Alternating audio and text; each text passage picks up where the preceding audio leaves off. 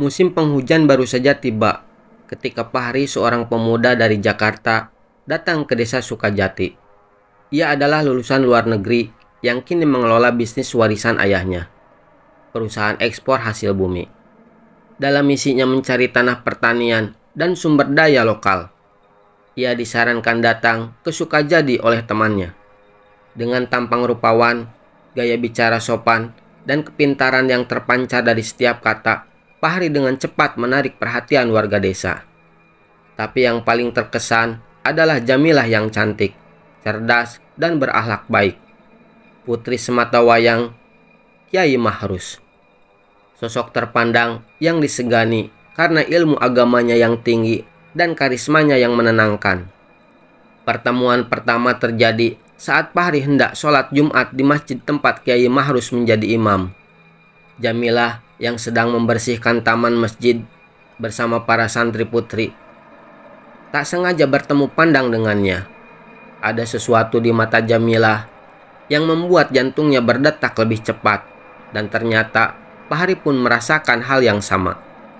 Hari-hari berikutnya, Fahri sering datang ke rumah Kyai Mahrus, pura-pura berdiskusi tentang tanah wakaf dan pertanian. Tapi jelas tujuannya satu, lebih dekat dengan Jamilah. Dengan adab dan akhlak yang baik, ia perlahan mendapatkan kepercayaan dari Kyai Mahrus. Jamilah mulai mengenal sisi lain dari Fahri. Lucu, rajin beribadah, dan sangat menghargai perempuan. Mereka sering berdiskusi soal agama, pendidikan, dan masa depan. Tanpa disadari, benih cinta mulai tumbuh, meski mereka masih menjaga batas syariat. Namun, kisah cinta itu tak selalu berjalan mulus. Sinta, sahabat masa kecil Jamilah, sejak awal tak menyukai kedekatan mereka. Ia merasa dilewatkan, diabaikan, dan kehilangan kesempatan.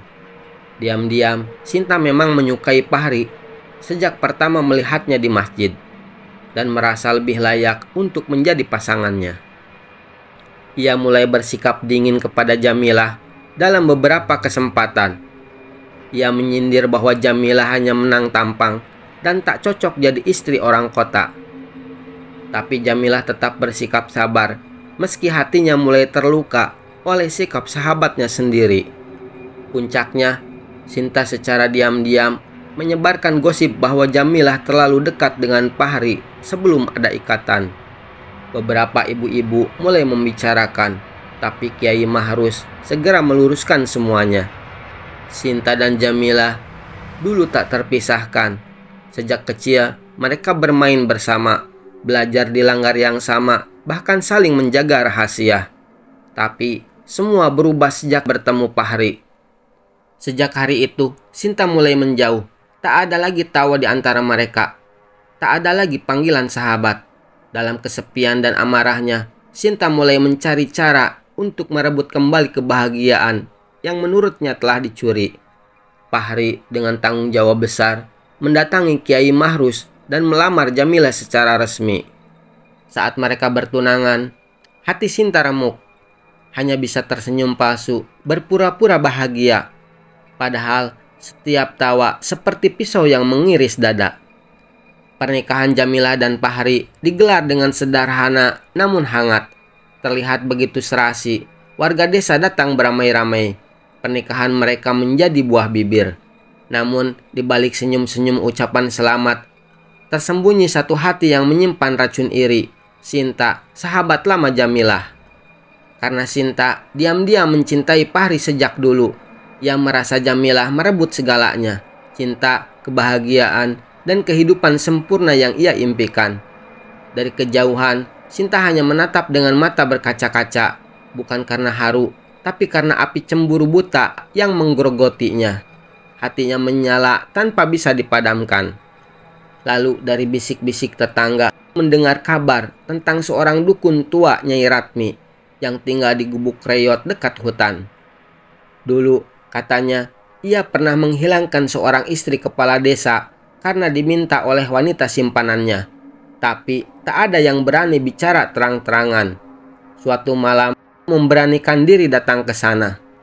Kabut tebal menyelimuti jalan menuju hutan.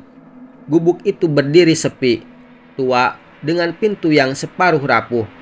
Dari dalamnya, aroma kemenyan dan bau amis tercium menyengat.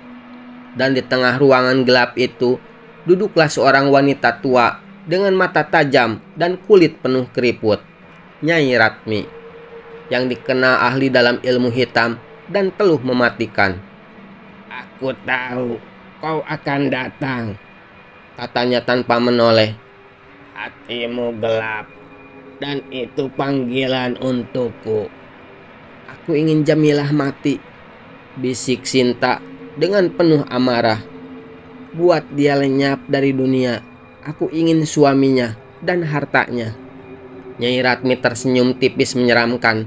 Matanya tajam seperti pisau belati. Membunuh dengan santet bukan seperti menampar orang. Ada harga, ada tumbal, ada balasan dari setiap keinginan, ucapnya serak. Kau harus menyerahkan sesuatu yang kau cintai. Aku siap, jawab Sinta. Apapun itu. Dengan darah ayam hitam dan nama lengkap Jamilah, ritual itu dimulai. Kemenyan dibakar, boneka jerami dibuat menyerupai tubuhnya, ditusuk paku besi, dikurung dalam kendi tanah liat. Dia akan menderita pelan-pelan, bisik Nyai Ratmi. Dan kau akan dapatkan apa yang kau mau. Beberapa hari kemudian, Jamilah mulai sakit. Semakin hari, semakin parah. Tubuhnya menggigil, matanya kosong, dan sering menjerit melihat makhluk yang tak tampak oleh orang lain. Fahri membawanya ke rumah sakit, ke pengobatan alternatif, bahkan berdoa setiap malam, tapi tak ada yang bisa menyelamatkannya. Jamilah meninggal dengan tubuh membiru dan wajah ketakutan, seolah melihat sesuatu yang mengerikan di akhir hidupnya. Di belakangnya, bayangan Nyai Ratmi berdiri dan tertawa. Sebagai orang berilmu, ia merasakan kejanggalan yang tak kasat mata. Ia berdoa dan melakukan tirakat. Dalam tirakatnya, ia mendapat penglihatan. Bayangan seorang wanita muda menyelinap ke gubuk Nyai Ratmi. Lalu tawa dukun tua itu menggema dalam kegelapan. Kiai Mahrus pun bergerak bersama para warga.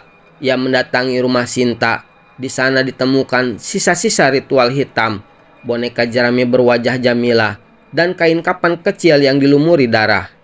Sinta akhirnya mengaku. Kemarahan warga memuncak. Mereka menggeruduk gubuk Nyai Ratmi dan membakarnya bersama sang dukun di dalamnya. Sinta dibawa ke pihak berwajib.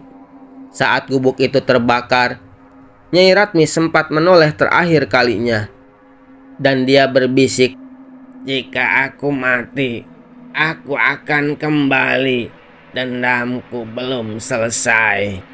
Beberapa malam setelah kejadian itu, desa dilanda teror. Sosok pocong wanita tua muncul di sudut-sudut jalan, di pematang sawah, bahkan di halaman rumah warga. Kapan pocong itu robek, hangus terbakar, dan wajahnya penuh luka serta darah hitam menetes dari bibirnya. Itu adalah Nyai Ratmi, kembali sebagai pocong untuk menuntut balas. Satu persatu warga yang ikut membakar gubuknya mati mengenaskan. Ada yang tubuhnya terbakar sendiri, ada yang matanya buta karena mendadak berdarah, dan ada yang mengigau sebelum mati sambil berteriak, ampuni aku Nyai. Teror memuncak ketika suara pocong itu terdengar di langgar desa, memanggil Kiai Mahrus. Kau yang memimpin pembakaran, sekarang rasakan dendamku. Kiai Mahrus dengan hati tenang dan iman yang teguh berdiri di tengah malam dan membaca doa-doa kuat dari ayat suci. Ia mengadu ilmu dengan pocong Nyai Ratmi. Suasana langit berubah gelap, angin kencang berputar, dan cahaya petir membelah malam. Pertarungan itu berlangsung sengit, pusaran asap hitam melawan cahaya zikir. Tapi akhirnya dengan kekuatan iman dan doa, Kiai Mahrus berhasil mengunci arwah Nyai Ratmi ke dalam tanah. Pocong itu menjerit keras sebelum tubuhnya menghilang ke dalam kobaran api suci yang turun dari langit. Sejak malam itu, desa Sukajati kembali damai. Namun, Kiai Mahrus berpesan kepada seluruh warga, jangan biarkan iri dan dengki membakar akal. Sebab jika kita membuka pintu gelap, kegelapan itu akan meminta tumbal yang tak pernah cukup.